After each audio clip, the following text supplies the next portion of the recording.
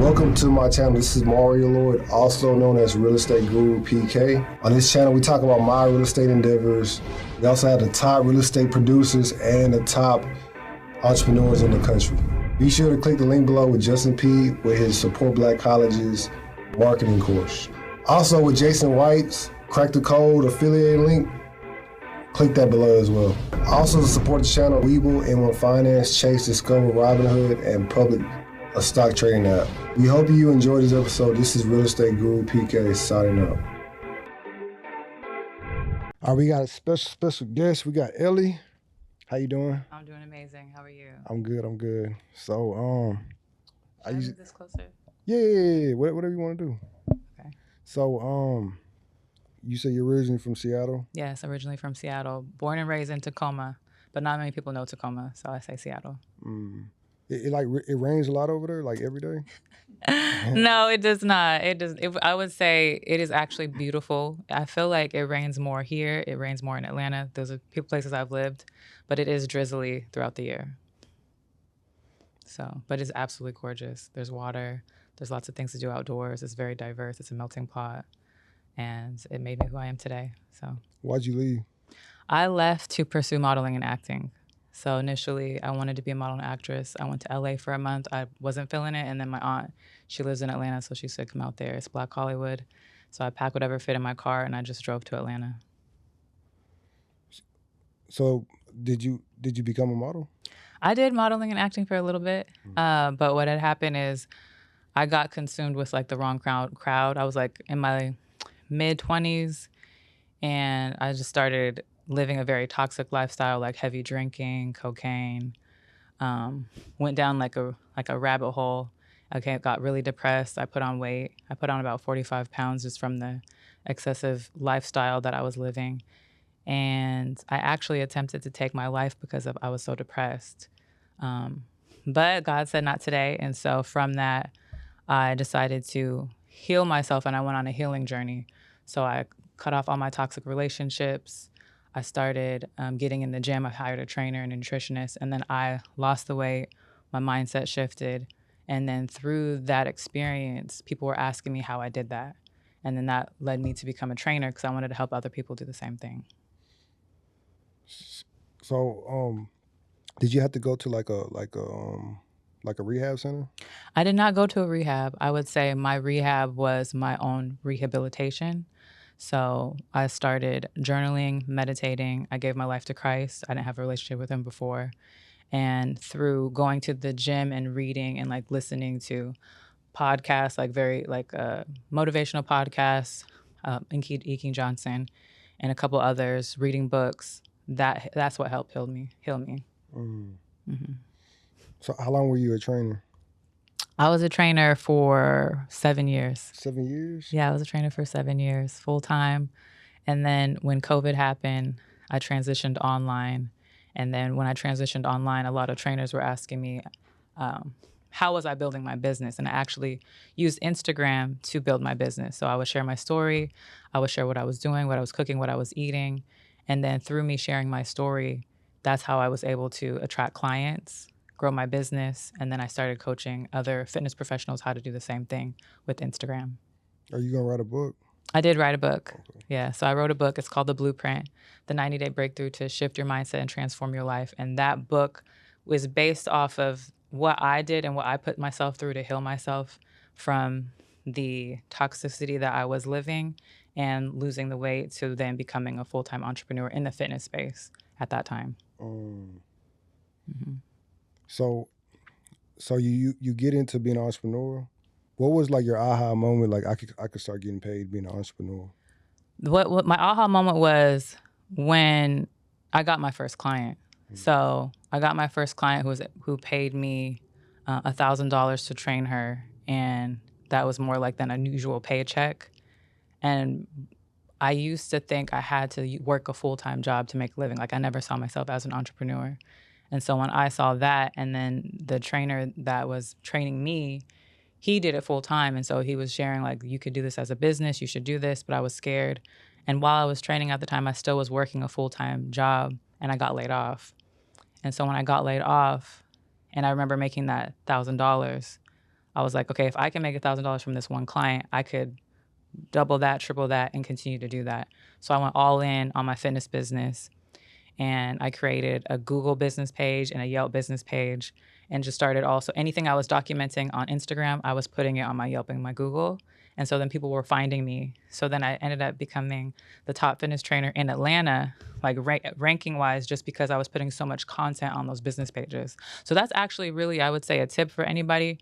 If you have a business, you should have a Google business and a Yelp, because that's where people go to find and search. And so through that, I remember within a 2-month period, I had 20 clients just from doing that and putting myself out there. Do you think you would have been able to scale if it wasn't for the pandemic? I would say I might not have transitioned as soon online as I did had the pandemic not happened, because I had some clients online, but majority were in person, and the pandemic just accelerated that. So I would say I might have eventually, but I wouldn't have really tapped into it had the pandemic not happened. So for me, I feel like the pandemic was even though it was really hard for a lot of people, it was a blessing for me. Yeah, a lot of people like digressed, and a lot of people scaled as well. Mm-hmm. So you was one of the people that scaled. Yes, I would say I was one of the people that scaled. What was you doing before you became an entrepreneur? Like, I was in financial sales. So I was a financial sales rep for a car dealership. No, excuse me, not a car dealership, a lending company. And I did that for, I would say, 2 years. Yeah, 2 years before I transitioned. when you started becoming a public speaker, were you nervous, or you just caught on right away? I would say, so the transition from when I went into my health space and I wrote my book, that brought speaking engagements. And I actually minored in theater in college. So I wouldn't say I was nervous or scared. I just looked at it like being on stage, or being on stage when I was in theater. You look like real poised when you're speaking. Oh, thank you. Like you've been doing it for like a long time. So, thank so you. how long you been? It's only been like a couple of years. So speaking, I would say before my son, I was speaking for about 3 years before I had my son, but not full time. I didn't look at it as something that I could do as a business. I just was like, if someone reached out like, hey, we want to book you to speak. Hey, we want to fly you here to speak, based off of my social media content, I would go. And I never knew that it could be a full-time thing. Like, you can really actually get paid for this full-time. So my last speaking event, I had a speaking event in June, and I went to, Jeremy Anderson? Yes. So he had a conference with ET. I decided to go. And through that 3-day conference, I was like, wow, this could be like a whole second business. And so I decided to tap into that. So now I'm getting booked to speak more, really focusing on schools in the wellness and mental health space, to tap into like sharing my journey, especially young college girls, because I know for me, I felt that I needed to be someone else, like especially for social media. To get booked from when I was modeling, to get notoriety, to build my following. So I feel like that's one of the big reasons why I also slid down a slippery slope, and like clothes becoming more revealing, dating men who I shouldn't have been dating, and just living that lifestyle because of what I saw on social media, but I believed I needed to be successful, leveraging like beauty and stuff like that. So, and that was in my early 20s, and then right after college. So I look at it like, if I can help a young woman know that there's more to her potential than just her beauty, than just her looks, that she can achieve even in entrepreneurship, or it doesn't even have to be in entrepreneurship. I really want to be able to do that, along with help let people know that no matter how deep or dark moments you have, you're here for a reason, and there's no reason to take your life. Like when you get to that point, that's when you should seek help. That's when you should seek guidance, because I believe, like, even in your deepest, darkest times, now that I have faith, it's like God's putting you through that for a reason. Like, He's working in you because He has something greater for you. So, what's easier, being a model or public speaker? I would say I personally like public speaking. Over modeling? Yeah, so I enjoyed modeling, but how I look at it is, modeling is like pictures, and yeah, you can inspire, but when you're speaking on stage, you have the power to like transform lives in that moment. from the power of your tongue and your message. Someone can hear that message and it can heal something with them, or it can trigger something within them to make a shift and a change that they might not have been aware of or thought to do before they heard your message. Mm-hmm. So, yeah. How's it like being a mom? I love being a mom. It's definitely, it wasn't something I planned to do, but after becoming a mother, just seeing my son, he's 3, him grow, him learn, it's just another level of love. I'm sure you know, like you can't explain that type of love that you have for your child. So everything I do is for him. I want to give him the best, a better childhood than what I had. And even though my childhood wasn't bad or anything, but I just want to be able to like travel the world, have him be very responsible, aware, and eventually have a strong male role model in his life too. So, did you have any experience like changing diapers and stuff before your son? No. No. I would say it's like I remember that first day when he came and he was so tiny and you had to change like that first diaper and it was like you don't want to break him and but no, I just kept asking the nurse, like, how do you do this? I don't want to leave yet. I'm not ready. But thankfully, my mom, I'm one of 6 kids. So my mom flew out for 2 months to help me in the transition. And I remember after she left, I was so sad. I was just, but then it just becomes like, it's like second nature, like everything. Yeah. When my son came home, I had like a whole new profound respect for single moms, like changing diapers and bottles every 2 hours at night. I was just like, I was so tired. I couldn't even imagine like working and taking care of him. Like I was an entrepreneur, so it wasn't like a big deal. Like I could kind of maneuver around like his schedule, but man, it was stressful. Yeah, well, I want to commend you because it's not easy, and I would say some men are not cut out for that part of a child's life because it is so hard, and for a mother, I feel like it just comes natural. Like natural instincts. Yeah, I feel like you just tap into it, especially because like we carry them that came from our womb. And there's some instances probably not. I also breastfed, so that was a lot. So I feel like I had to get up in the middle of the night because obviously I'm the one. And yeah, you could pump, but I got up all hours of the night. I remember no sleep. When I look back, I don't even know how I functioned. So yeah, but it was all worth it. It was all worth it at the end of the day. So you was like sleepwalking? Pretty much. Yeah, I was sleepwalking too. Pretty much. Yeah, I don't know how I did it too. He was like, and then I would have to like carry him throughout the house because I couldn't ever put him down. He was like a mess. Like, I thought he was gonna sleep the whole time, but yeah, and that's another thing too. When they're babies, like I love that. You know, you said yours is 5, mine's 3. Yeah. Like now they're walking around, but when they're babies, like you have to do everything. Like they can't walk for themselves, they can't fend for themselves, like everything. But then you just learn how to maneuver, like cooking, cleaning, doing everything, just like right there in my arm. So, but that's exactly how I was too. He was like my third arm. And he didn't want to go with nobody. Oh, really? He would cry when I would give him to other people. I couldn't be gone for like more than an hour. Yeah. So, but as a father, like, would you say that, because you only have one child? I got one child. So before you had him, did you have any experience? I had none. Nobody left me with their child. Like, what? No toddlers and nothing. Like, nothing. Like, that was my first diaper, like everything. So it was like it's like a rude awakening. Yeah. No, but now they're out of diapers, so yeah. But now it's like new things. Like they're getting into things. They can talk more. The attitude. What was his first word? I feel like it was. I would think maybe it was either daddy. I think it was dada. Oh. Yeah, it was dada. But yeah, what about yours? I think it was basketball. Really? Yeah, I think like the full word, basketball. Basketball. Does he play basketball now? No, I got him in the league, but he would watch JJ, and JJ was always playing basketball. So he like loved basketball. He's like off it now, but I'm trying to get him back in. I like that. I remember we would watch Miss Rachel and then we would watch Gracie's Corner. I don't know if it might be different because he's 3 years older, or 2 years older. But yeah, Gracie's Corner. We would like to do a lot of singing and dancing. We still do a lot of singing and dancing today. So he loves to sing, and I love it. Like he has so much energy, so much life. He's a happy boy. Yeah. Let me ask you this question: would you be mad if he didn't want to be an entrepreneur, just wanted like a 9 to 5?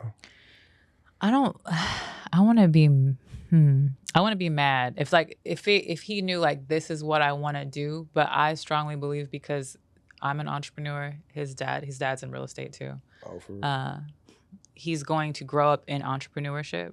I plan to, as soon as he's old enough, like, what is it that you want to do? Like, do you want to write a book? Do you want to have a YouTube channel? What is it that you want to do? And then I'm going to pour into that. So I want him to start a business in an LLC young, to teach him business skills, life skills, entrepreneurship skills, to let him know that, after you graduate from high school, you don't necessarily, I don't believe he has to go to college. When I look back, I went to this 4-year, it was a great experience, got a degree, but everything I do now, I didn't learn it in school. Like I learned the life skills or I invested in a coach or a mentor to get to where I'm at today. And so I just think it's changing. I feel like entrepreneurship just gives you so much more freedom, life skills, servitude. Like you can serve more. You can just do more. You're not locked into the normal mindset of society where I go this 9 to 5. And honestly, most people that go to 9 to 5s, they just stop learning. They're not learning any new skills. They just live that. I just feel like it's a very mundane lifestyle. You wake up, you go, you clock in, you come home, you're possibly watching TV, and you just do it again and again and again and again. And you're usually unhappy. Like you don't love your job, you don't love your coworkers, you have this boss that's always in your ear, and you want out, you don't know how to get out. You're wondering, like, they want to be millionaires, but then they're not willing to step out on faith or take a risk to invest in themselves, because it's very hard to make millions of dollars if you're working a 9 to 5 because you're capped. Even when you're in sales, you're still capped. Like after you get to a certain point, they might, cut off like the percentage of what you can make. Like when I was in the financial sales space, it was capped. Even if I got promoted, it was still capped. And when I was in that space, I thought like, okay, my goal is I want to be the VP of this company. And when I think about the salary of the VP of the company, I've started making more than that when I stepped into entrepreneurship, but I never thought that because I never thought of entrepreneurship. So if entrepreneurship skills were taught at a young age, then they can have a greater mindset of what's possible. And that's what I want for him. So if he decided that he don't want to be an engineer, I don't think he's going to decide that. But if he was like, Mom, I want to work this 9 to 5. Well, what if he's like, I want to be like a lawyer or a doctor? Would you be cool? Okay, yeah, that makes sense. Okay, if you want to be a lawyer or a doctor, I'm like, if this is really what you want to do, like if this is really what you want to do, I'm going to support. I'm honestly going to support whatever he wants to do. Lawyers get paid. Yeah, lawyers do get paid. Them $5,000 retainer fees are serious. Yeah, lawyers do get paid. Yeah, I would say if he wants to become a lawyer, if he wants to become a surgeon, if he wants to start a tech company, but even then, I feel like if he started like any kind of company, and it's like the 9 to 5 type, but if he starts it, I still look at him as an entrepreneur. Okay. But I won't be mad. I mean, most of my family's working 9 to 5s, and that's what they want to do. That's what they want to do. Like my dad, he had like the whole plan for me. Like he wanted me to go to school, be an engineer, and I went the exact opposite. So yeah, my mom still to this day, she's like, you really should go back to school and get your doctorate. You really should go back to school and get your master's. It will command the dollar. And I'm like, Mom, I don't need that. Like, yeah. Man, I like went head first in real estate. I had like 4 houses, and my dad was like, "You sure you don't want to like work and then kind of like pay for stuff or get down your debt?" I was like, "Nah, I'm all in. Like if I get a job, I'm gonna be concentrated on the job." Yeah, that's how I feel too. Like if even in the hard times and through entrepreneurship, like entrepreneurship has its ebbs and flows. Like sometimes you have like really high months, sometimes you have low months. But I still would stick to and still choose entrepreneurship because you have there's limitless potential of what you can create, even in those down times. And there's been moments throughout my journey where I'm like, okay, maybe I need to go back and I need to go get a 9 to 5. But then it's like that thought process. If I'm in a 9 to 5 all day, I'm locked in, I'm distracted, I'm not building, I'm not creating, I'm not networking. And so, yeah, I wouldn't change it. I wouldn't change it. And the same for you. Like you said that when you sold those 4 houses, maybe you got into some debt and some investments, but you're like, I'm locked in. I'm going all in on this. And that's how I feel in any area of life. You have to make a decision to be locked in, all in. There's no plan B. Exactly. Say can I do a hypothetical? Yeah, go ahead. Say if you were still married, your husband and your son are drowning, who do you save first? I would save my son. I would save my son. What about you? Who would you save? I'm saving my son. Yeah, I'm saving my son. They say you're supposed to save your spouse first because you can always have another child. You can always have another child. Yeah, that's what they say. Yeah, I just I don't know, but I would save my son. Sorry to my ex-husband. But yeah, no, I felt like he would do the same thing. He would save his sons because he has another son too. But yeah, because I feel like, he already lived life, and I said the same thing. Yeah. I was posed that question on my podcast, and I said the same thing. Like, she already lived her life. Yeah, and I want him to be able to live his life to his fullest potential. Let's see. So, like, what do you see yourself in 5 years? In 5 years, I see myself remarried. I see myself full-time speaker, curriculum, speaking internationally. And I'm in the process of building like a SaaS company. So I want to be able to speak on SaaS, and like the SaaS company is at full capacity as well.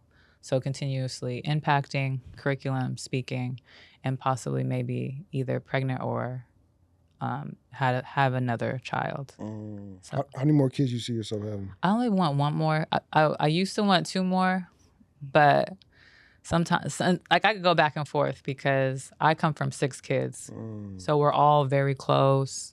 We talk all the time. And so it's hard for my, like, only having one child. Like, I want him to have a sibling. I don't want him to be the only child. So I go back and forth, but I feel like with the right partner who is open to having another child, I would do that, but also the right partner who's also supportive in my endeavors, but also supportive as a father figure, because having a child is a lot of work, and so I don't want to be doing it alone, essentially. So what was the most you made, like, speaking? Just 10,000. 10,000? Yeah, but from like one speaking engagement. But that's why when I did that, I didn't know that it was a potential to actually do that full time. So as when I went to the conference with Jeremy Anderson, and they were talking about getting paid like 25,000 or 50,000, that's when you become like a well-known speaker, or even like people making $100,000 to speak. But then on topping that with like a curriculum. So whatever you specialize in, you can create a curriculum that you could put into schools, and then they'll partner with you and pay you massive contracts, like anywhere from $200,000 to $400,000 to have this curriculum taught in the schools, especially if it focuses on social emotional learning, which will help them improve. And so I'm looking into learning more about that right now, so that's another avenue of revenue, but then also impact I can tap into. Do you plan on getting into real estate in Houston? I thought about it, but I know you have to go to real estate school. But that's being a realtor. You don't. Well, then just be an investor. You could just save up money to start buying houses. You could flip, buy and hold, like whatever you want to do. Well, I'm interested. If you do that, I would love to learn more. Okay, that's cool. Yeah. Is that something that you specialize in? Yes. Yeah. I never thought of that, but I know that's another revenue stream. So I'm interested to learn more. So yeah, I would do real estate. You know what side of town you want to start on, or you haven't got there yet? I don't know all of the areas. What in Houston, which area would you recommend, like right now? So for example, if I stay here, I want to buy a house. What area would you recommend purchasing a house, and then what area would you recommend investing that's growing?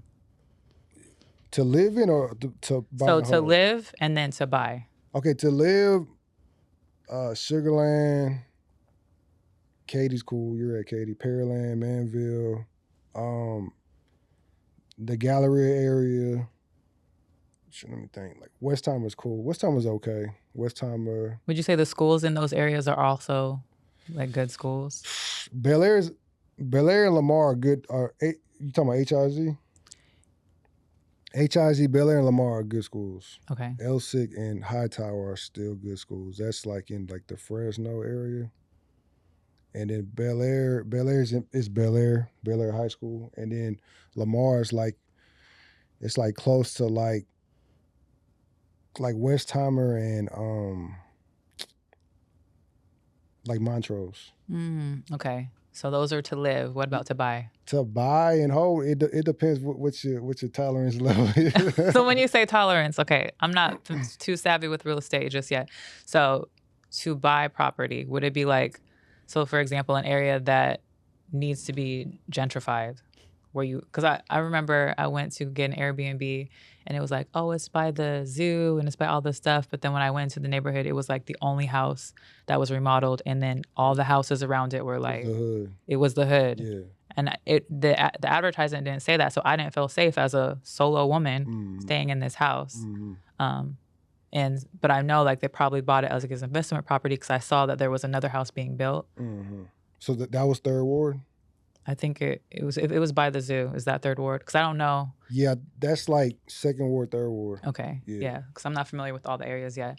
So is that something that you recommend, or is it more? Yeah, no, Third Ward is cool. I would definitely recommend Third Ward. It's like right there. Okay. Like you got U of H, TSU.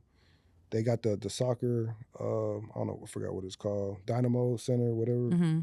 They got like it's almost fully regentrified. And where are you investing right now? I'm investing in like South Park, Sunnyside, and Horn Clark. Okay, I'm not too savvy. That's like it's like the south side of Houston. Okay. It's not. Horn Clark is cool. I would recommend Horn Clark for you, but South Park I would not recommend for you at all. Okay. Okay. You sound like no, don't do it. Okay. I was evicted to somebody and I met up with him and I had my gun in my pocket. Yeah, like in case something went left. Like I was like, I'm finna go home to my family. Yeah. Okay. So not those areas. Okay, that's good to know. But when I do, I'll definitely tap in because that is something that I'll help you out. There's no problem. Do you have any like I would say like curriculum or I have a course. Program, a course? Okay. I got a course. It's like $1,000. Okay. Some light. Yeah.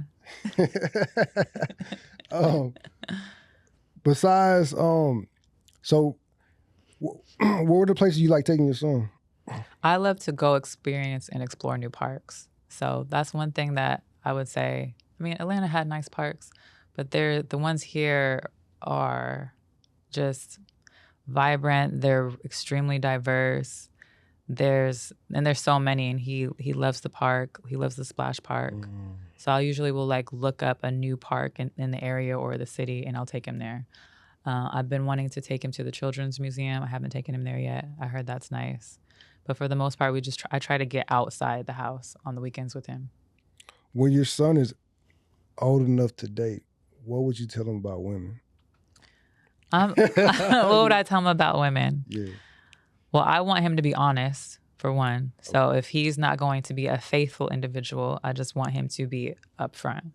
Because, I want him to definitely be upfront.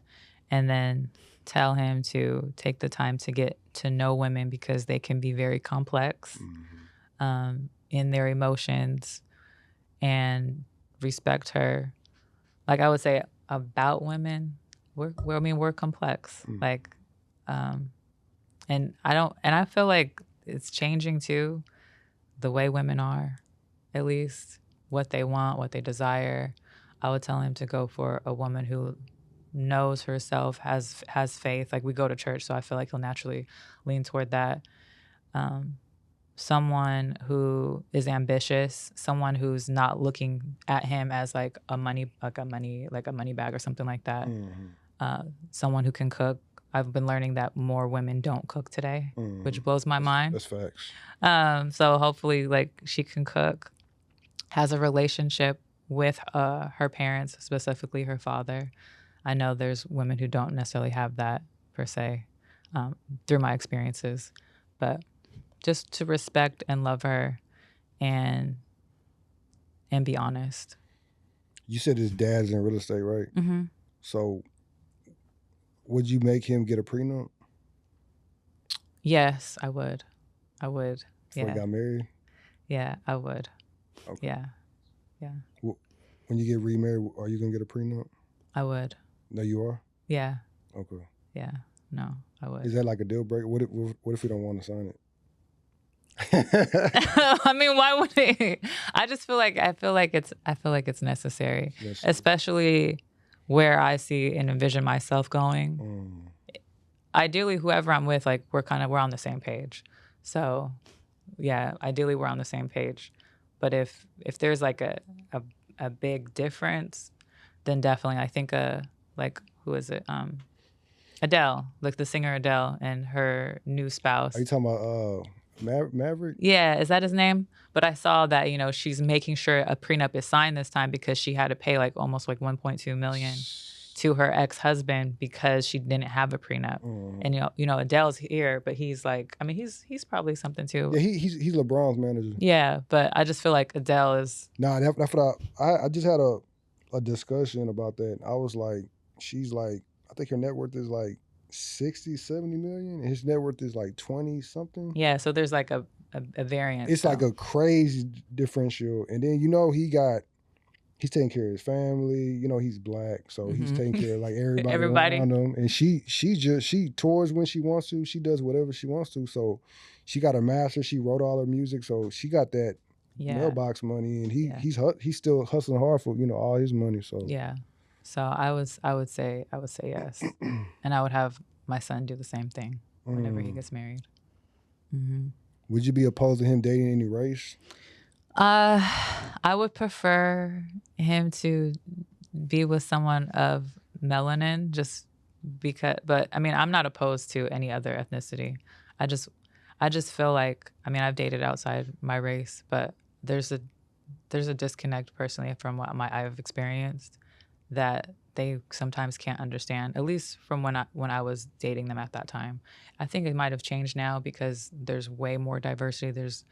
There's way more, like even the pronouns, it's different today. Mm-hmm. So they might have an understanding, but personally, that's what I would prefer. But if he's outside, that's okay too. So you wouldn't, like, she was like Caucasian, you wouldn't be like, absolutely not? Yeah, no, if she was Caucasian, that's okay. If that's what floats his boat, if that's what he wants. But I would prefer just some type of ethnicity within her, like some kind of mix of something. Okay. Some kind of culture, essentially. How much you gross on your book? How much did I gross? Yeah. I honestly didn't gross that much. I probably only made around 10. I didn't promote it the way I should have. I never thought of at the time, like, actually have it as a package when I spoke, like, hey, buy a bunch of my books. So I didn't leverage my book the way I should have. But now that I'm speaking again, I plan to revamp the book and actually put it into, like, if I go speak, have it be a package deal and also start promoting it more. How much you making on Instagram? How much am I making on Instagram? Yeah. Like, I would say on average anywhere from 20 to 50, like on a good month. That's what I would say. So my goal is to scale. I recently invested in a coach. So the goal is to scale to $100,000 months. What was your biggest purchase? My biggest purchase, like in a coach? Just in general, like since you've been an entrepreneur. A house. Your house? Yeah, definitely a house. What about car? You didn't get no cars? No, I'm not really, honestly, like, I'm not like a car person, a material person, a name brand person. What I like to spend money on is like fitness shoes. So because I go to the gym, so I'll spend money on nice shoes for the gym that I train in versus like anything name brand. Like, I don't actually wear anything name brand. Your purse, it look like a Birkin bag. No. No. My favorite place to shop is Shein. Oh, for real? Oh, that's cool. That's real cool. Yeah, everything. Like, Everything I'm wearing is Shein. My bag's Shein. My jewelry mostly is Shein. Everything. Are you opposed to like buying your son wants to get Jordans and stuff like If he wants Jordans, he can buy them himself. He can work and earn money, and he can buy it himself. Yeah. So are you gonna have him working for you, or he's gonna have like a job? If he works for me, I would pay him. But that's why I want to possibly show and teach him how to leverage and possibly make his own money. At Jeremy Anderson's event, he had this young gentleman. I think he was 12 or 13, but he had his own business and he speaks on financial literacy. He has books. He has like a Sprinter van, and he goes and educates kids. And the first thing I thought of was like, wow, you know, my son, he could write a book if he wanted to. He loves reading, and that could be something he can monetize. He can create a curriculum. That could be something he can monetize. When he's old enough, he could speak to. That's all. Also, if he wants to, I also think like YouTube. If he had his own YouTube channel, absolutely, that's something he can monetize. Like there's families and kids like that's what they do full time, making $10 million a year just off of YouTube. So, like there's things I think of for him, but also only if he wants to do that. He's gonna be tall, right? Yeah, he'll be tall. His dad is 6'2". Oh, okay. Yeah. So he's probably gonna. You cool with him playing basketball? Yeah, if he wants to play whatever sport he wants to play, I want to pour into him. I want him to play soccer because I feel like it's like I mean, all sports are real, but that requires like a lot of stamina and skill set and endurance. And his dad's originally from the UK, so I know it's very popular over there. So I want him to play soccer, but whatever he wants to play. So soccer. They don't get paid a lot in America, though. No, I don't think so. But he could play overseas. Yeah, that's true. Yeah, I was like, man, he could play baseball, basketball. Like, yeah, baseball. I heard baseball. Yeah, baseball for sure. Would you be cool with him playing football? I would say if he wants to play football, his dad played football. But football, like the contacts, I just hear a lot of stories, concussions. Yeah. I even think like his dad, he has a health issue that came up later in life, and I think it was from football because he was a linebacker. So he was, wow. And so now I feel like from those years of playing, he's experiencing the post-trauma now, and I don't want that for him. Yeah, I don't want my son playing football either. The concussions are real. But even basketball, like my sister, she was an athlete. She played basketball. She has had 8 surgeries. On her shoulder? She's had 3 on her shoulder, her back, her hip, both of her hips, all. But I'm pretty sure it's from getting beat up playing basketball. She's in the league? No. She played overseas. Oh, wow. Yeah, she played overseas. Wow. And she was really good, so they were coming at her. She's taller than you? She's I think, yeah, she's like 5'10". 5'10"? Oh, wow. So she became a basketball player, you became a model. Yeah. How your parents feel about your success? They were very supportive. So when I decided to move across country to Atlanta, very supportive. My dad, extremely supportive. My mom, yeah, I would say my dad was kind of like an entrepreneur. In a sense, he had all these inventions he would get off the ground. Nothing ever like took off to its fullest, but I think I got my entrepreneurship from him. My mom has always been like a motivator and inspirer. She works in the college system. And so I would say like anything that I wanted to do, they always were, if that's what you want to do, I'm going to support you. So that's cool. That's real, real cool. How about you? Like now that your dad like sees your success. He's like all in. He's all since day one. Since I became in real estate, he's like kind of a handyman. Like he knows how to do like a lot of stuff around the house. So he like whatever he could do for me. We had in high school, like we had like a lot of friction. We're butting heads a lot. So when I hopped into real estate, it was like all that just like washed away, and we became like really good friends. That's good. And my mom, she's always been supportive. Even when I was going through my turmoil in high school and everything, she's always been like there. So yeah. May I ask what kind of turmoil you were going through? I went to like this really bad high school, and it was like kind of rubbing on me like in a bad way. And I started like acting kind of wild a little bit, you could say. I ain't do like no drugs or nothing like that, but I was on medication for a long time, and I got off on medication because I got into this little skirmish with this guy, and like everything, all the anger that I suppressed for like 2-3 years, like it all came out at the same time, and I was like, my temper was just like that. It was like on 10. Like somebody say something sly, I was like ready to fight. So it was pretty bad. So you've grown a lot since then. I've grown a lot since then, absolutely. Yeah. So I worked, and then I became an entrepreneur in like 2015, 2014, and I haven't looked back since. There's a lot of people counting me out, so I'm happy I'm where I'm at now. Yeah, no. So what made you decide entrepreneurship? I kept on getting fired from all my jobs. Yeah, I did a YouTube video about it. Like every job I either quit or got fired from. Like the last job at Walmart, I took a leave of absence to graduate, and I did not want to go back. I was there for like a year. The job before that, I was working at Terminix, and then before that, I was working at the hospital. And I just kept on getting fired.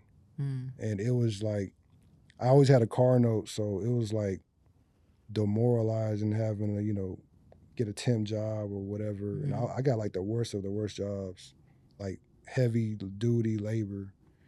I got my associates one time, and then I still had like this labor job. Like they didn't like promote me or nothing. And I was like, that sucked. So I had to like really figure it out. And I just hopped in my credit score was always good. I had like a 770. So I got a bunch of loans, just started buying up a bunch of houses and started renting them out. And why real estate?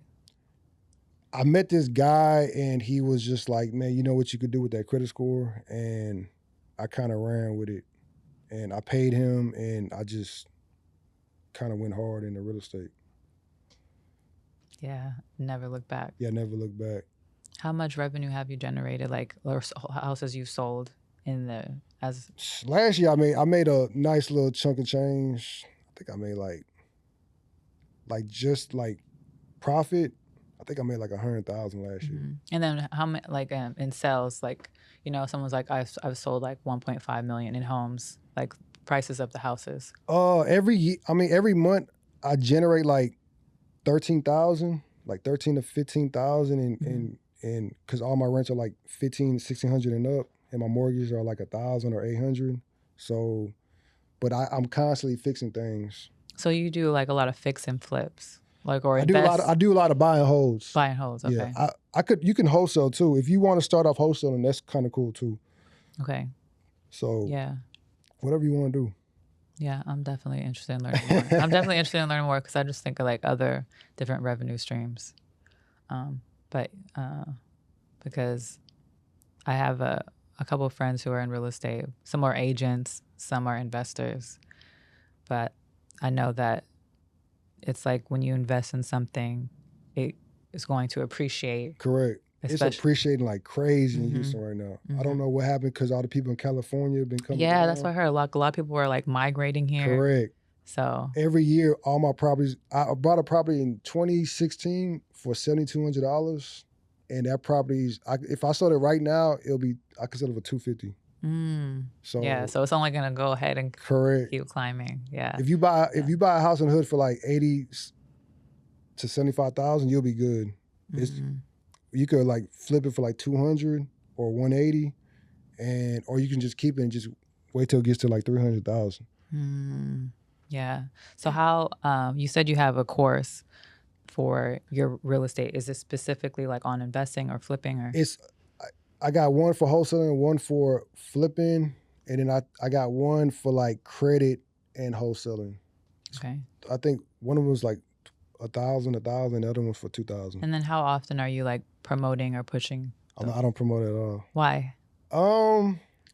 I just, if you buy it, you buy it, and it comes with free mentorship. Do you want to push and promote it more? Or do you just want it like on the side? If it sells, it sells. If it doesn't, it doesn't. I'm gonna start pushing my Patreon for my podcast. I'll probably start pushing the course more, but it's not something that I'm just like. My concentration is the cash flow on my rentals and the podcast. If they buy the course, that's like icing on the cake. Yeah. Okay, that makes sense. Yeah. So with I didn't ask, or I didn't. How long have you had the podcast now? I've had it since 2018. Oh, okay. Yeah. Yeah. I started off like real slow. I was doing like 4 episodes a year. Mm-hmm. And for like 2018, 2019, and then 2020, I just started going crazy. Like I started like flying people out. Like I got David Shands. I got I know you heard of Terica. Yeah, Terica. Terica, Maddie J. And you heard of Charleston White. Yeah. Kirkland, Gary Owens. So I'm just trying Oh, to really, dope. Okay. Yeah, I'm just trying to really scale it right now. I love it. So I eventually want to like start one myself. A podcast? Yeah. So what would you say that it takes, or like how, like, is it just? It's whatever you want to do. You could have guests like me, or you could just talk. You know, just talk about your truth. You could talk about anything, your child, your divorce, whatever you want to talk about. I'm pretty sure women are going to gravitate to your story, and you know, you're a mother, so they want to hear what you got to say. Or you could just you could have your homegirl on there, you know, the one from Houston. Yeah, the one from Houston. Y'all could do it together, whatever you want to do. Okay, so pretty much you're saying it's like it's not hard. It's Nah, easy. at all. You're a speaker. Like you're not going to be nervous at all. Okay. It'll be easy for you. Yeah. I was super nervous when I started. That's why I needed co-hosts, because I couldn't. I was like hiding, we had a computer in the front. I was like hiding behind the computer, because I was like I was just nervous, and I was like, first couple of podcasts, I was like stuttering and stuff. Like it was bad. So you're a public speaker, so you're not gonna have a problem at all. How do you when you find a guest, how do you like reach out to them? For example, like you said, like David Shands, Maddie J, Terica. Did you already have a connection or relationship with them? I'll just DM them, and then what they do, they'll ask somebody that's been on the show, like, hey, how was your experience? Did you like it? Blase, and they're like, oh yeah, Mario was cool, blah blah blah, and then you know they'll come on. Oh, nice. Okay. Yeah. With them, I'm just curious. Like, do you have to like pay them to come out, or is it just like it just depends. What I normally do, I'll try to get them while they're in Houston, like say they're on tour, and I'll try to grab them while they're down here. Like I just got I think Jakendra, she does grants, and then I just got forgot her name, Par. I'm not sure who that is, but I forgot her I forgot her first name, but she came to Houston for like this track meet event with her group. I just got her, so he's in Houston all the time. Yeah, what? So why is he in Houston all the time? I don't know. Because I know he was just here and then he's he already just back. here, he came back. Yeah. So I got him for a second episode. I just try to get people while they're in Houston. Like if you start your podcast, I'll start recommending people. Okay. Sure. Yeah, that'd be nice. I appreciate that. I know, like my coach said, that's not the focus right now, but I definitely know that it helps build exposure, connections, networking, and then also I believe that it will help with speaking. And then you can have like your book, like all your stuff, your intro. You could promote your courses, your books. If you were just on another podcast, hey, go check out that podcast before you start it. Like whatever you want to do. Did you take any courses, training For the podcast? Yeah. No? You just was like, I'm doing it. Okay. Yeah. I literally saw like the early stages of Earn Your Leisure. So I wanted to do mine about real estate. But it's not a lot of real estate entrepreneurs. So I just was like, well, I'll just get people that are entrepreneurs, and then I started doing influencers later on. Okay. That makes sense. Yeah. Yeah, I'm definitely interested in that too. I'll give you the owner's phone number. For this? Yeah, I'll text it to you. He'll set you up. Oh, so is this space specifically for podcasting? Specifically for podcasts. He does events here. think he has like a back room in the back, and it's pretty cool. Like you're not gonna get interrupted. It's not really no noisy or anything like that.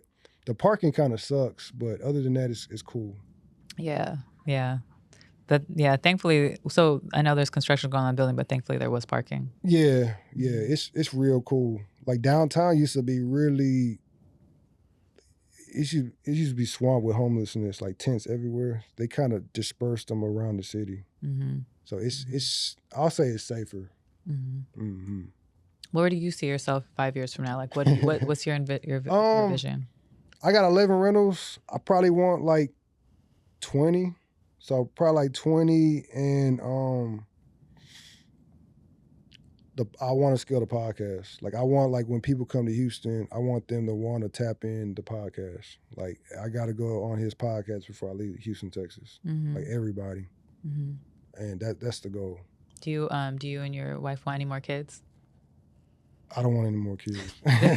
Just one. He's enough. He's enough. Like he still sleeps on my shoulder to this day at night. Oh wow. So yeah, he's like still stuck on me. Oh wow. I mean, which is cool, yeah, you know. No. Nobody could ever break our bond, yeah, so no, it's cool. That's good. But yeah, he's enough. Are there any events that you know of coming up, like in the Houston area, for entrepreneurs or anything like that? I think there's one coming up that I think Brennan was talking about going to. They have events all the time. Like every month, they have events all the time. I'll text you whatever event I see on Instagram. Mm-hmm. I'm always getting those sponsors all the time for events. Mm-hmm. Mm-hmm. Yeah, no, I definitely want to attend more events and connect with other entrepreneurs, especially because sometimes in my mind I feel like I need to go back to Atlanta because I have a network in Atlanta already. But then I also tell myself that there's a network here. I just haven't tapped into that network. That yet. is. You met Chris Senegal yet? No. I'll introduce you to him. Brittany Rose, she's like in real estate. I'll reach out to them and I'll see if I could, send them your phone number so you could tap in there to everybody. Would you say there's like a lot of people in real estate? Like the entrepreneur pool is like predominantly entrepreneurs. I mean, predominantly real estate. I mean, I know all the real estate people, but there's stock people out here too. Like Ian Dunlap, Earn Your Leisure. He lives in Houston. Oh, okay. I didn't know that. Yeah. Jason White. He does the what do you do? He does the government contracts. He lives in Houston. Mm-hmm. It's a lot. It's a big amount of entrepreneurs out here now. Would you say there's a digital marketing pool here in Houston? I think so. I believe so. Everybody's in the digital marketing. I think so. They all got courses, everything. Like Senegal got all that. I forgot the name of that couple. They have a podcast here too. It's called A Marriage in Real Estate. Mm-hmm. They're really big in Houston. Like almost like everybody on my podcast like live in Houston. It's like you got a lot of people from Atlanta, Miami too, and LA, but it's like probably 50% from they live in Houston. They're not from Houston, but they live in Houston. Yeah. So, did you when they had the podcast summit? Did you attend that? You talking about the one in Atlanta? Yeah, the one in Atlanta. No, I couldn't go. I'm gonna go to InvestFest though. Oh, you are? Okay. Yeah. You gonna go? No, I'm not gonna go. Okay. I wanted to go, but it was I've too much back to back because with my son finding a sitter. That's the same reason why I didn't go, because I was like, let me just go one time. Mm-hmm. I'm just gonna be gone. I went last year, so I try to make it where I'll just be gone for like a day or a day and a half, so he could just sleep with her, and then I'll be back by the night. Yeah. But no, it was. I went last year, and it was dope. There was so many vendors, so many speakers, different connections. But I would say that it was a little overwhelming because there's so much happening all at one time. Like there's multiple speakers, multiple podcasts happening, just everything all at one time. But it was definitely worth it. Yeah, I had a good time. Mm-hmm. Did you go last year? I went last year. Mm-hmm. I had a real good time. It was cool. They having the Slutty Vegans, one of the food trucks in the back this year. Mm-hmm. I'm going to get that. Are you vegan or are you just like Slutty Vegan? Nah, I just like Slutty Vegan. Yeah, no, it's really good. It's really good. Do you miss Atlanta or Seattle? I don't miss Seattle. I would say there's parts of Atlanta that I miss just because I'm so familiar with Atlanta. Seattle, the only thing I miss is my family. That's it. I would like you have your family here. I wish I had family here because I don't have family. And even in Atlanta, I didn't have family, but I felt like I built a little bit of a family or community. So I knew places and there's always events happening there. That's why sometimes I'm like, okay, if I move back, and it's also closer to like Florida, and I have family in Jersey and New York. But a part of me is like, when I moved to Atlanta, I didn't know anybody.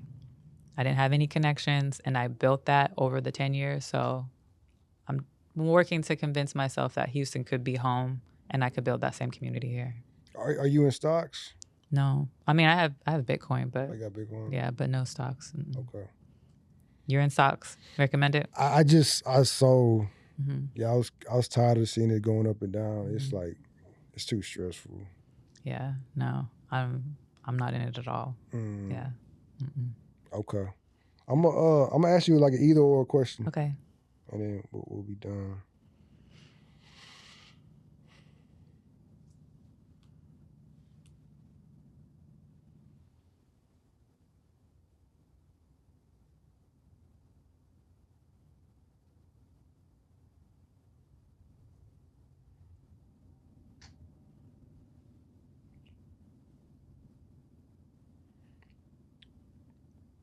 Flips or rental properties?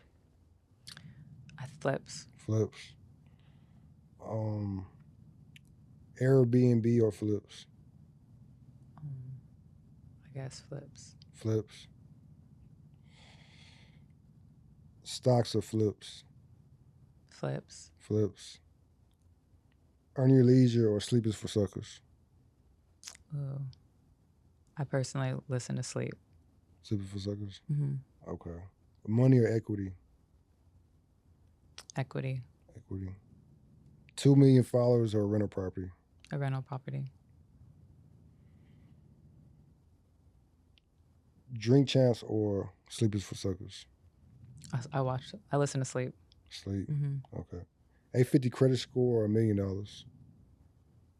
You said, what is it? 850 credit score or $1 million cash? Well, I guess I would take the money because I could have a 800 credit score. Oh, so you're gonna take the cash? Take the cash. Okay. Turo or Airbnb? I like it. Ooh, I like Airbnb. Airbnb. A business account or regular account? Business. Why do you help people? Well, in this market, a lot of people are not tapping into content. So, for example, like you mentioned, you have a course, but your focus is podcasting and real estate.